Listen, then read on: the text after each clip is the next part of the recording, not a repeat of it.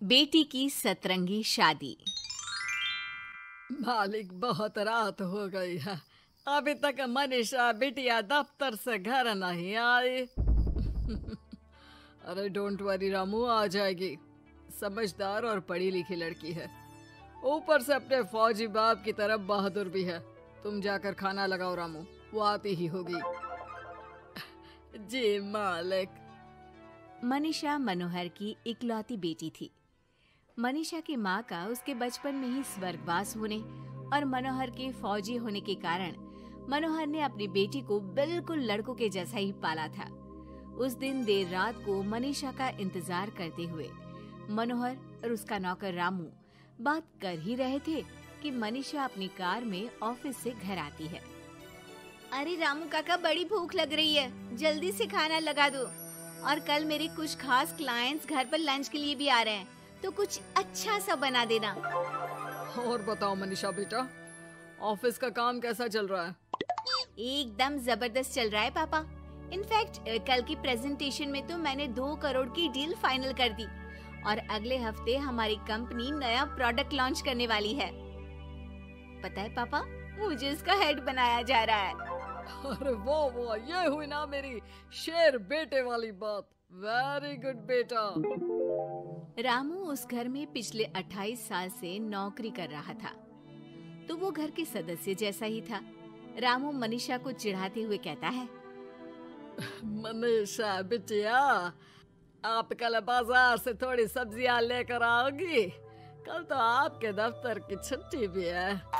काका, मैं आपको अपना मोबाइल दे देती हूँ, आप ऑनलाइन सब्जियां मंगवा लेना, मैं पेमेंट कर दूंगी। वो क्या है कि मुझे घर के कामों से थोड़ी एलर्जी है। ठीक है बिटिया।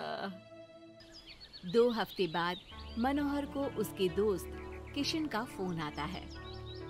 अरे मनोहर, हमारी मनीषा बेटी के लिए एक बहुत अच्छा रिश्ता आया है। लड़का इंजीनियर है दुबई में। तू कहे तो बात आगे बढ़ाऊं? हाँ, रिश्ते की बात तो आगे बढ़ा ही सकते हैं, लेकिन लड़के वालों की कुछ शर्तें भी तो होंगी ना, मतबला, लेन देन वगैरह। अरे यार, लेन देन जैसी तो कोई शर्त नहीं है उनकी।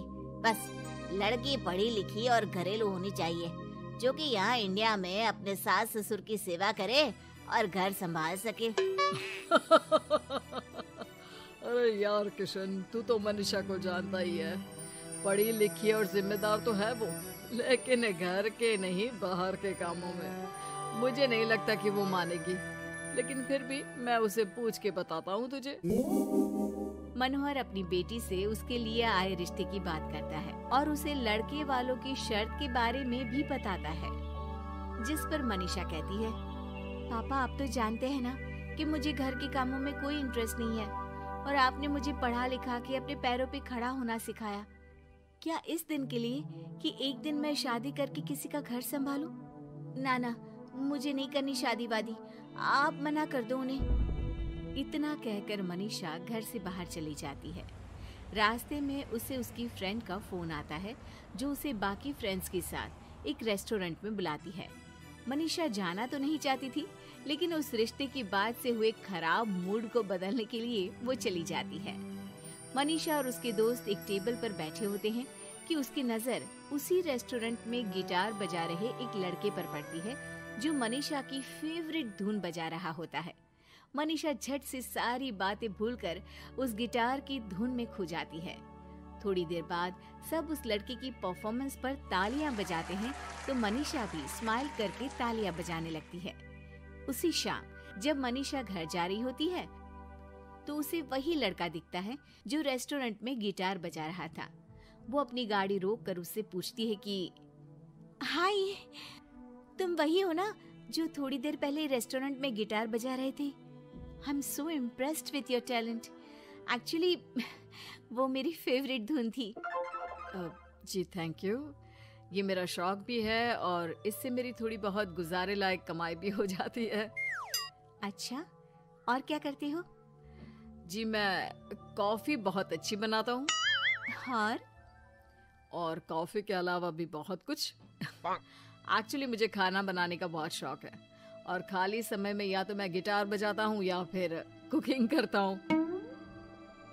इसी तरह बहुत देर तक बातें करते करते दोनों एक दूसरे को अपना नंबर देते हैं और फिर धीरे धीरे पहले उनके बीच गहरी दोस्ती और फिर प्यार हो जाता है।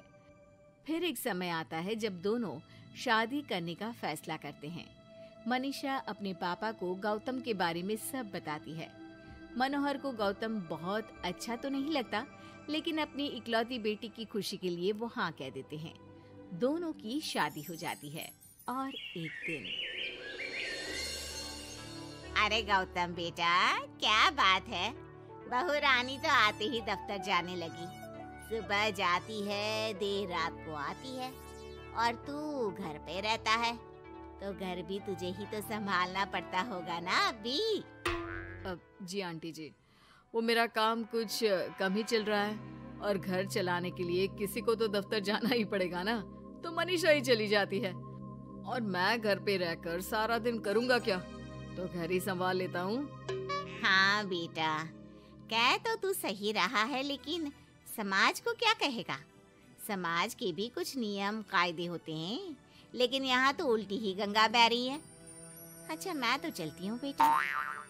रात को मनीषा घर आती है तो गौतम उसे कहता है कि सुनो, आज हरलीन आंटी आई थी, कह रही थी कि आसपास के लोग बातें बनाने लगे हैं कि तुम मर्दों की तरह काम पे जाती हो और मैं औरतों की तरह घर संभाल रहा हूँ।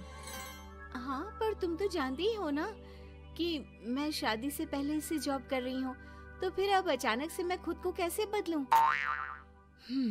एक काम करते हैं, तुम कुछ महीनों के लिए घर से ही ऑनलाइन सारा काम कर लो और हो सके तो घर के काम ट्राई भी कर लो, और मैं बाहर जाकर अपने लिए पक्की नौकरी ढूंढता हूँ।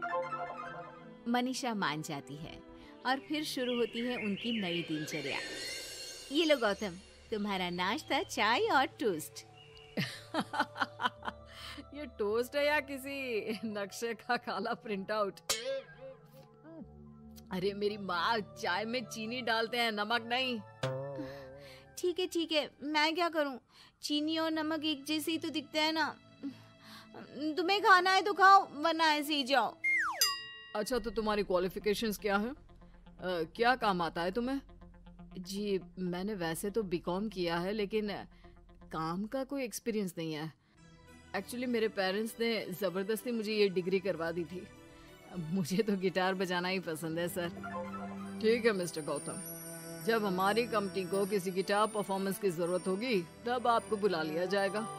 फिलहाल के लिए आप जा सकते हैं। जॉब ना मिलने के दुख में मुख लटकाए गौतम घर आता है तो देखता है कि अरे ये क्या मनीषा, सारा घर बिखरा पड़ा है और ये किचन की ये हाल। अरे सब ठीक तो है ना? सब ठीक है गौतम, बस मुझे भूख लगी थी तो सोचा कुछ बना के खा लूं, लेकिन मुझे कोई सामान मिल ही नहीं रहा था और फिर पता चला कि गैस भी खत्म हो गई है और मुझे सिलेंडर बदलना नहीं आता।